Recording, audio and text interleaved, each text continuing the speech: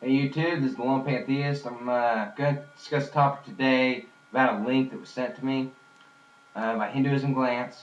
You can go to my channel, go down my friends list. Hinduism Glance should be my third friend. Check out the channel. It's got some pretty interesting videos on Hinduism and everything else. Yeah, if you're interested in Hinduism, go for it. Now the link itself actually was talking about a certain sect of Hinduism. But I'm just going to use the word Hinduism to catch a broader audience and so you know what I'm talking about. So I got why Hinduism hasn't been the majority faith of humanity or even in the United States. And it starts listing several reasons. One of those reasons, of course, was the fact that it holds no authority to any book. Another reason was it doesn't really encourage worship of people or any one man or anything. We all have the same authority, which I like this concept because you have several faiths that hold stock in their book. Okay, all a book is pieces of trees assembled together, mixed with ink, designed to make little symbols that invoke thought and only human beings can read. Okay, and not all human beings can read the same symbols. You actually have to reassemble the symbols in order for some other human being to read it, interpret it, and understand what it says. And in the end, there's no direct translation. There's nothing you can do. You can't really fully translate anything. Everything has a little different, denotation, the connotations attached to certain words, so. But in order to really fully understand spirituality, yourself, understanding yourself is the most important that anyone can do. It's the most important thing anyone can do. Because in order to understand why you believe in this, why you don't believe in something, why you hate this, why you love this, why do you fear this, in order to believe any of that, you have to truly understand yourself and where you are coming from. In order to and once you do that, okay, then everything else doesn't matter. The most important thing is knowing yourself. Now this kind of independent thought is something most religions don't really encourage. They don't encourage anybody coming up with their own opinions. A lot of times, what they have is they have people branching off from those religions and interpreting the same idea in a different context that's suited towards them. Okay, you have certain nationalities, certain religions, certain races that do this, and they'll read into their book that's written by a human being, say, well, see here, it states that I'm chosen because of this, this, and this. Okay, what a surprise that you're going to read into it and discover that you're people or that you are chosen. Of course you're going to do that because it's a selfish concept. Anybody's going to look at that and read into it and say, well, this, this, and this states this, so therefore I'm above you. It's all a quest of trying to be above you. Okay? It's all subjective. Really, it is. Okay? It's all paper. We put a lot of stock in paper. Human beings do. I don't put stock in anything. Okay? Everybody sit around. They look at like all these old, relics, and they look at the pyramids, and they say, oh, well, it's so fascinating. When I look at it, I say, wow, they had a lot of time on their hands. Okay? We could have done something else. We could have, created farmland or done, something more important. But we decided to build huge fucking triangles in the middle of the desert. Okay? Yeah, I don't find ancient ruins, they're interesting, but I don't find them all that important. Okay? I don't really care who built them. I don't really, care how they built them. Okay? They're there. It's fine. Fantastic. What did it do? Okay? Oh, well, it helps you teach it. No, you don't need hieroglyphs, you don't need books, you don't need pyramids, you don't need ancient relics. All you need is yourself to understand anything, okay? A book's just paper, okay, people? Seriously. Like I said, it's pieces of trees assembled together. That's all it is.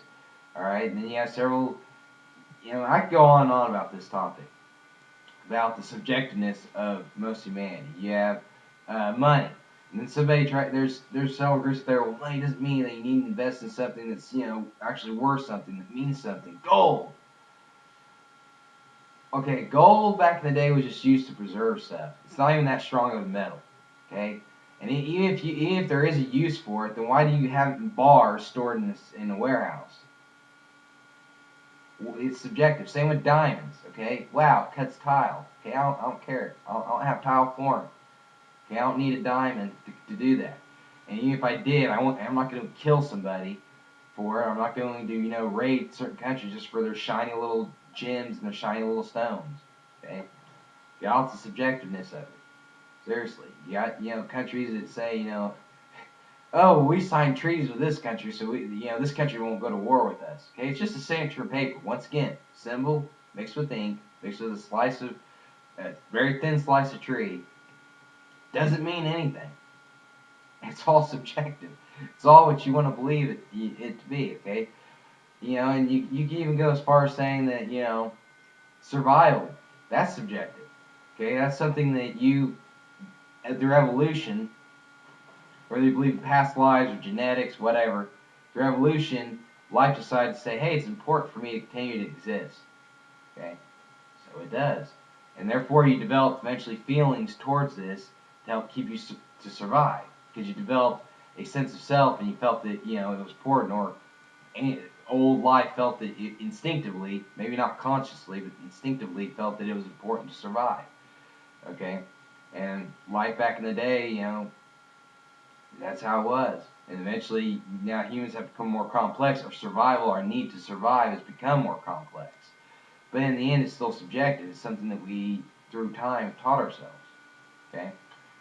So, you can point out the subjectiveness in anything, but it's objective to survive. But it was, it's not concrete. It didn't have to be that way. Jawed fish did not have to evolve. I'm one of the people that believe that, jawed fish like sharks have evolved because they were too lazy to let photosynthesis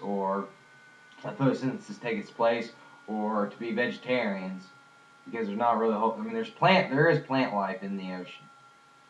And there are fish that don't eat other fish. It's rare though. But jawed fish developed, because they were too lazy. They didn't want to wait for it to grow. They didn't want to take the time for, anything to happen. So they just said, okay, when we develop jaws, whatever, out of laziness to eat this other fish. I know. They can't do it subconsciously, not like they think it and then it happens, and it takes several generations. I'm aware of that. It was a little joke. I'm tired. Leave me alone. Okay. But anyway, back to the whole subjectiveness of it all. You got subjectiveness. You got people who take sports too seriously. Okay. You got a group of people that rule countries, just a small little group, that are ready to, when they start disagreeing with each other, to blow us all to hell. They're going to wipe the majority, 98% of humanity, off for no reason. We're all going to die just because they want to play a little game of chess. And, I want to own this land. And that's another thing. Land ownership. Okay, whether it's written in deeds, whether it's just said, or whatever, it's kind of like the whole bridge in Brooklyn thing, okay? Just because, they just say that they own it. Okay, yeah, they have guns to enforce it. They'll take your life if you try to, state otherwise, but.